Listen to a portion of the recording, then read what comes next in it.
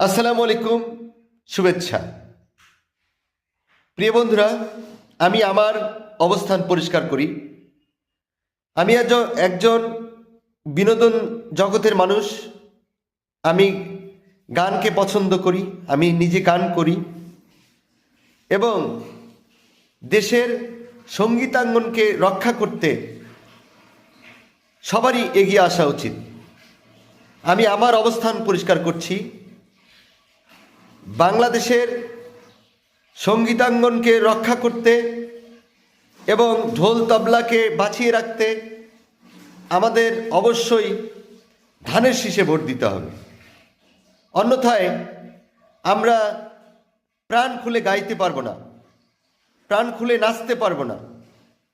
তাই প্রাণ খুলে গাওয়ার জন্য এবং নাচার জন্য এবং বিনোদনমূলক অনুষ্ঠানগুলোকে রক্ষা করার জন্য, আমরা সাংস্কৃতিক অঙ্গনটাকে রক্ষা করার জন্য অবশ্যই আমাদের একটা সাইড নিতে হবে, যে সাইডটি একমাত্র ভরসা বাংলাদেশ জাতীয়তাবাদী দল বিএনপির ছায়াতলে রয়েছে।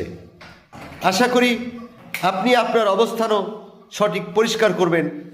আমরা এগিয়ে নিয়ে যেতে চাই ধানের শীষকে, যে ধানের শীষেই আমাদের এই সংবিধান অঙ্গনটাকে এগিয়ে নিতে পারে। আপনারা ইতিপূর্বে দেখেছেন জনাব তারেক রহমান সঙ্গীতাঙ্গন নিয়ে বেশ কিছু পরিকল্পনা তিনি হাতে নিয়েছেন।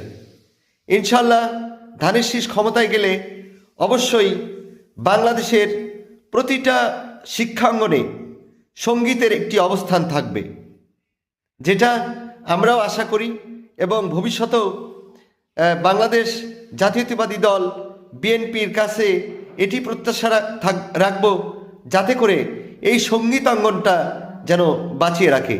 আমরা যারা কালচারাল প্রোগ্রাম করে থাকি, যারা সঙ্গীতকে ভালোবাসি, যারা বিনোদনকে ভালোবাসি, তারা অবশ্যই ধানের শীষে ভোট দিবেন। আশা করি আপনারাও ধানের শীষে ভোট দিবেন। আমি আছি, আমার অবস্থান আমি আমার পক্ষ থেকে পরিষ্কার করলাম। আপনিও আপনার অবস্থান থেকে পরিষ্কার করুন, আপনি সঙ্গীতাঙ্গনকে টিকিয়ে রাখতে চান কিনা। ইনশাল্লাহ দেখা হবে বিজয়ে। সে নাগাদ সকলে ভালো থাকুন। ইনশাল্লাহ কথা হবে। আসসালামু আলাইকুম।